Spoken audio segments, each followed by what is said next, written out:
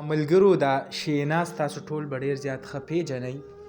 خو زه به تاسو ته چې د غلط کار کم انجام په اخیره کې راوځي هغه غلط وي، او دا به تاسو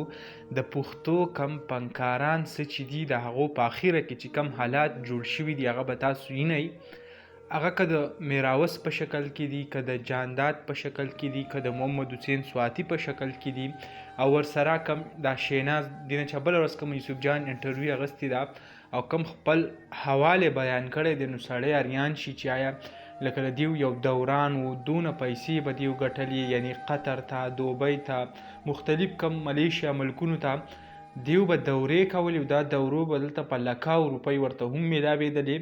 خو کله چې زوال په دیو باندې راغی او اخیره وخت په دیو باندې شروع شو، نو حالات چې کم دی داسې دي چې یو انسان هغه ویډیو ګوري نو جړا وله ورځي.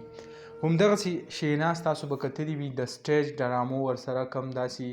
فنکاري مختلف قسمه ډرامو کې په سوونو کې کار کړی دی، خو اخر هغه دې ته مجبوره ده چې کم کپړې چې دي هغه ګنډي او په هغې باندې خپل ځان چې دی هغه ساتي، یعنی دونه پیسو درک ورسره نه لګي چې ځان له یا څه کاروبار یا داسې کم